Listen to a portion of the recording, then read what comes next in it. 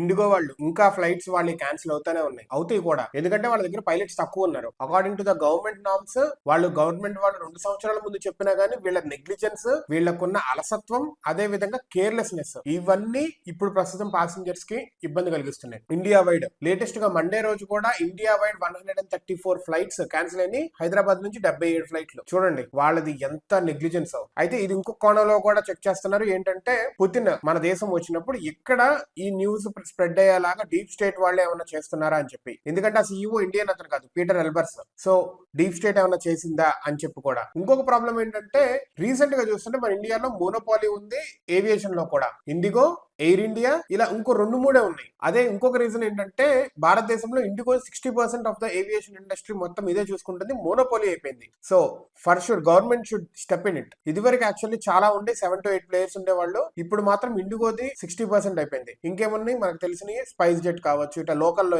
తిరిగేవి ఉన్నాయి, వియూ ఒకటి, ఇట్లాగా ఫ్లై జెట్ అని ఇంకొకటి, ఇట్లా 3-4 ఉన్నాయి. దాంట్లో మేజర్ గా ఆల్రెడీ ఇండిగోనే తీసేసుకుంది. So government should step in it. ఈ మోనోపాలీని క్యాన్సిల్ చేయాలి. చూసారా, ఎప్పుడైనా మోనోపాలీ ఉంటే ఒక్కడి చేతిలోనే ఉంటే గుప్తాధిపత్యం అంటారు కదా, దాంట్లో ఉంటే కనుక వాడు ఆడిందే ఆట పాడిందే పాట. ఇంకొకటి ఏంటంటే గవర్నమెంట్ వాళ్ళే దిగి రావాలి అని చెప్పి ఇండిగో వాళ్ళు చేశారని చెప్పి ఇంకొక థీసిస్ నడుస్తా ఉంది. అండ్ గవర్నమెంట్ వాళ్ళు కూడా కొన్ని రోజులు వాళ్ళ నామ్స్ ఏవైతే పెట్టారో వాటిని పొడిగిస్తున్నారు కూడా. సో చూసారు కదా, గవర్నమెంట్ చెప్పింది ఇది వినాలి, కానీ ఇప్పుడు ఇండిగో చెప్పినట్టుగా గవర్నమెంట్ వినాల్సిన అవసరం వస్తుంది. గవర్నమెంట్ సెపరేట్ ప్రోబ్ వేయాలి దీంతో. అండ్ ఆల్సో సిఇఓ కి, కంపెనీకి షోకాస్ నోటీస్ పంపించి అసలు రీజన్ కి ఫెయిల్యూర్ ఏంటి, మీరు ఎందుకు చేసుకోలేదు ముందుగా అపాయింట్మెంట్, రిక్రూట్మెంట్, కాస్ట్ కటింగ్స్ అని చెప్పి చాలా మంది ఇంజనీర్ ఫెయిల్యూర్ అంటున్నారు కదా. కాస్ట్ కటింగ్ అని చెప్పి పైలట్స్ వీళ్ళందరినీ రిక్రూట్ సరిగ్గా చేయలేదు వీళ్ళు అవసరమైన, కానీ దాంతో ఈ ప్రాబ్లం వచ్చి పడింది. ఒక్కసారి November 7th నుంచి ఇంప్లిమెంటేషన్ లోకి రాగానే నవంబర్ లో జరిగిన ఫెయిల్యూర్ అనేది వీళ్ళు ఎలాగోలాగా కప్పిపుచ్చారు, కానీ ఇప్పుడు డిసెంబర్ లో జరిగిన ఫెయిల్యూర్ ని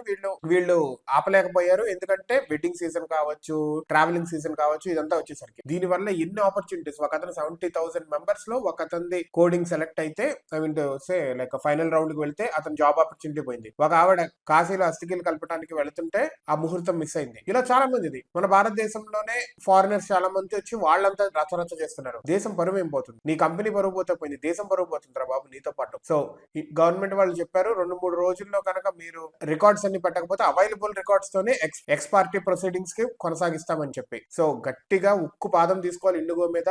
అండ్ ఈ గుప్తాధిపత్యాన్ని తీసేసి ఇండిగోకున్న కొన్ని స్లాట్స్ ని వేరే ఎయిర్లైన్స్ కూడా ఇవ్వాలి. So that they will also grow. And aviation industry అనేది ఎవర్ గ్రీన్ గా మల్టీ ప్లేయర్స్ తో రన్ అవుతా ఉండాలి. Let us see what will be the government action on this.